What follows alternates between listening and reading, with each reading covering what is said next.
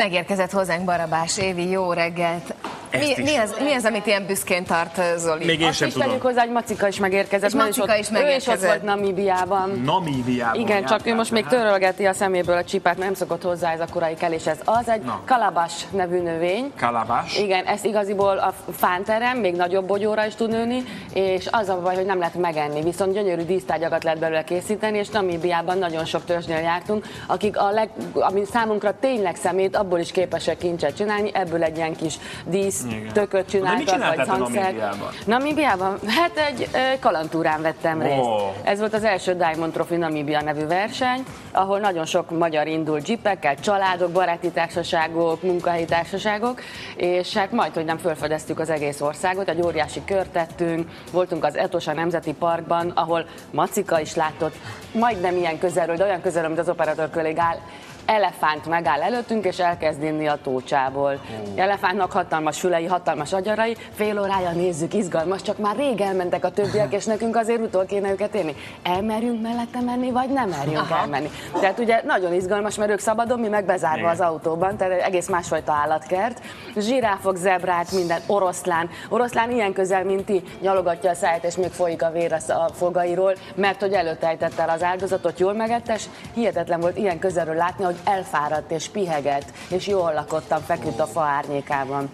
Macikát miért vitted magaddal? Macikát azért vittem. Ilyen állandó utazótárs, vagy most kifejezetten? Volt már velem korábban is, de most volt először az a cél is, hogy egyrészt voltunk egy Bushman alapítványi iskolában, és oda vittünk nagyon sok ajándékot, és nekem igaziból az volt a harci feladatom, mint SOS nagykövet, hogy tényleg lássam azt, hogy átadjuk az adományokat, és ezt én mindenkinek igazolni is tudjam. Illetve voltunk egy SOS gyerekfaluban, hiszen 153 országban van ilyen. És Macika végig minden kalandban részt vett, a világ legnagyobb meteoritja is Namíbiában van, ott is voltunk. Macika is beállt középre, és képzeljétek el, hogyha a meteorit közepére beállt, de csak egy helyen, egy személyes, akkor olyan, mintha egy hengert körét húztak volna, és a saját hangodat mindenhonnan hallod. Soha senki nem tud ilyen technikailag megoldani, hogy így halld. És ez döbbenet, mert mi fedeztük föl. Ez egy lyuk, vagy nem, egy óriási Macika kő. külön utazik. Macika külön utazott, igen.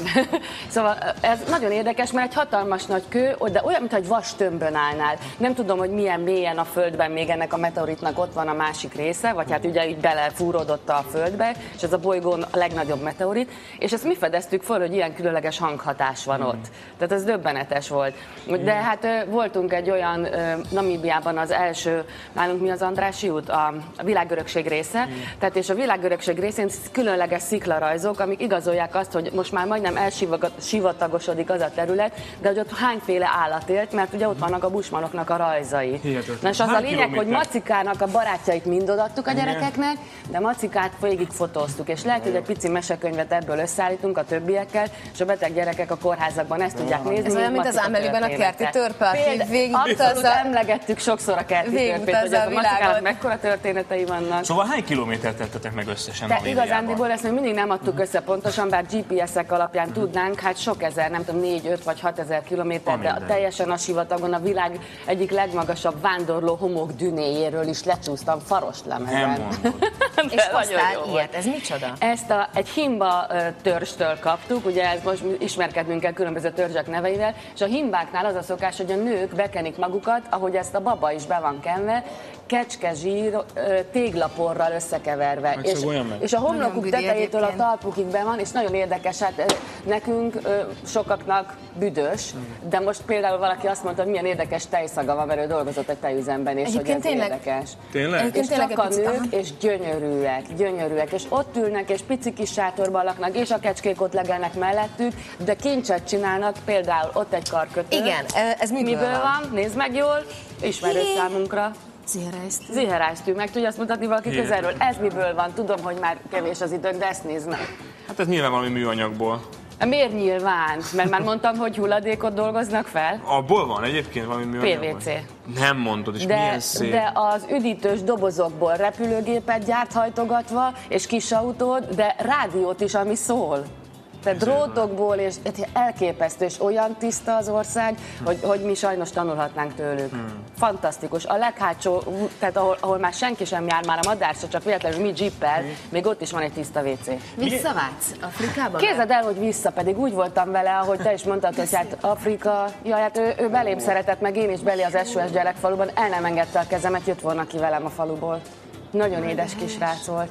Szóval az az érdekes, hogy az első 3 azt gondoltam, hogy jaj, mindenki, hogy jaj, Afrikába beleszeret, és mindig visszavágysz. Ebbe a hőségbe, meg úgy porba, meg azért itt nagyon sokat mentünk, hogy lehet beleszeretni. Gyerekek, úgy mennék vissza. Tényleg varázslatos, és elvarázsol, és nagyon-nagyon tiszta, és őszinte, és nagyon klassz.